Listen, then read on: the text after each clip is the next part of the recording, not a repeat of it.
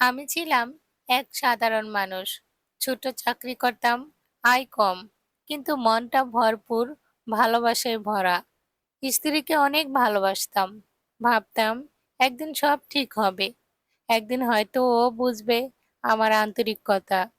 কিন্তু বুঝিনি, ভালোবাসা আজকাল টাকার হিসাবেই মাপা হয়।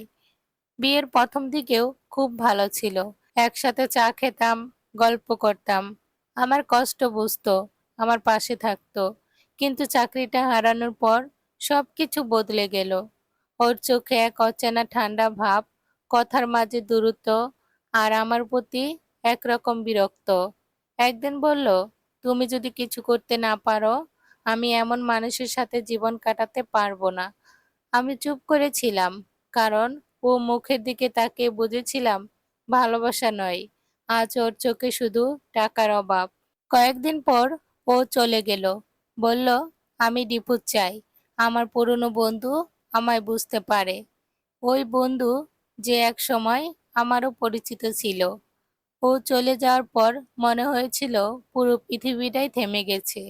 আমি একা, আমি নিঃস্ব, কিন্তু ভিতরে একটা প্রতিজ্ঞা করেছিলাম, একদিন দেখাবো টাকায় মানুষ কেনা যায়, কিন্তু সম্মান না।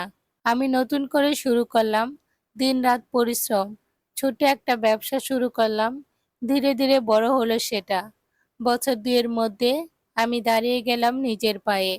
মানুষ বলল, তুমি ভাগ্যবান। কিন্তু আমি জানতাম এটা ভাগ্য না, এটা আমার চোখের পানি আর না ঘুমানোর রাতের ফল। একদিন হঠাৎ একটা ফোন এলো। একটা কণ্ঠ বলল, তুমি কি আমাকে ভুলে গেছো? চেনা কণ্ঠ। হ্যাঁ, সেই আমার প্রাক্তন স্ত্রী। আমি প্রথমে কিছু বলিনি। ও কাঁদছিল ফোনে। আমার সব শেষ হয়ে গেছে। যার জন্য তোমাকে ছেড়েছিলাম, সে এখন আমাকে ফেলে গেছে। আমি ভুল করেছি। আমি চুপচাপ শুনেছিলাম। একটা সময় বললাম, তুমি ভুল করনি, তুমি শুধু বুঝতে দেরি করেছো। ভালোবাসা টাকাই কেনা যায় না। ও অনেক অনুরোধ করেছিল ফিরে যেতে, কিন্তু আমি পারিনি। না ঘৃণার জন্য, না অহংকারের জন্য, বরং নিজের শান্তির জন্য। আমি তাকে ক্ষমা করেছি, কিন্তু জীবনের সেই অধ্যায় আমি বন্ধ করে দিয়েছি। আজ আমি একা, তবুও শান্তিতে আছি।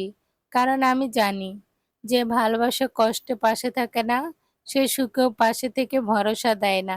আমি শিখেছি, কখনো কখনো হারানো মানুষই শেখায় কিভাবে নিজের দাম বুঝে নিতে হয়। এই গল্পটা হয়তো তোমারও হতে পারে। তুমি হয়তো হারিয়েছো কাউকে, যে তোমার কষ্টের সময় পাশে ছিল না। কিন্তু বিশ্বাস করো, একদিন সময় নিজেই তোমার হয়ে কথা বলবে। যদি এই গল্পটা তোমার মন ছুঁয়ে যায়, তাহলে কমেন্টে লিখে জানাও তোমার জীবনের গল্পটা কেমন। ভিডিওটা ভালো লাগলে লাইক, কমেন্ট, শেয়ার আর চ্যানেলটি সাবস্ক্রাইব করে সাথে থেকো।